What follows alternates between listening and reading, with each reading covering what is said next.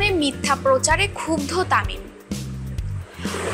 ICC champions ট্রফিতে তামিম ইকবালের অনবদ্য পারফরমেন্সে মুগ্ধ হয়েছিল এসেক্স কাউন্টি ক্রিকেট ক্লাব।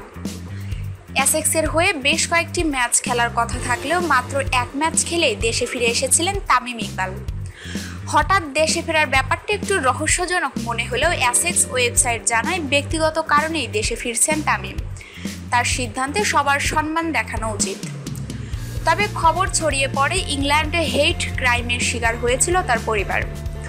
স্ত্রী ও সন্তানকে নিয়ে রেস্টুরেন্ট থেকে বাসায় ফেরার পথে স্ত্রী আয়েশার উপর অ্যাসিড নিক্ষেপের খবর চাউর হয় সংবাদ মাধ্যমে। পরবর্তীতে খবরটি ছড়িয়ে যায় দেশ বিদেশের বিভিন্ন সংবাদ মাধ্যমে। যদিও তামিমের পরিবার থেকে জানানো হয়েছে এই ধরনের কিছুই ঘটেনি তাদের সঙ্গে। মিডিয়ার এমন খবর প্রচারে বেশ হতাশ বাংলাদেশ দলের ড্যাশিং ওপেনার তামিম ইকবাল। এক সাক্ষাৎকারে তিনি জানান তার ব্যক্তিগত কারণকে সবার সম্মান প্রদর্শন করা উচিত ছিল। তিনি আরও বলেন, মিডিয়ার এমন মিথ্যা প্রচারে বিভিন্ন ভোগান্তি পোহাতে হয়েছে। শুধু আমাকে নিয়ে ভুল খবর হলেও একটা কথা ছিল, আমাকে এরকম ব্যাপার অনেক সামলাতে হয়, কিন্তু আমার স্ত্রীকেও ভুগতে হয়েছে।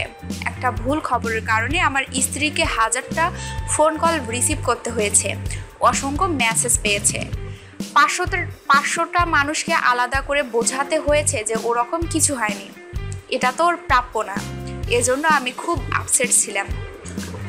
তিনি আরও যোগ করেন, ব্যাপারটি আমার কাছে খুব খারাপ লেগেছে।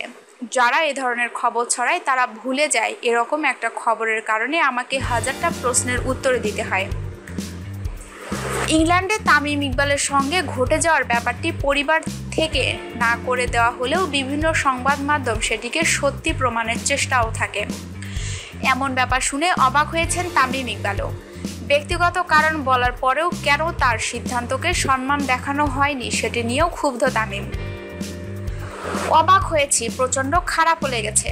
প্রথম কথা, আমি প্রথমে যখন বলেছিলাম ব্যক্তিগত কারণ, আমার কাছে মনে হয়েছে সেটিকে সবার সম্মান করা উচিত ছিল।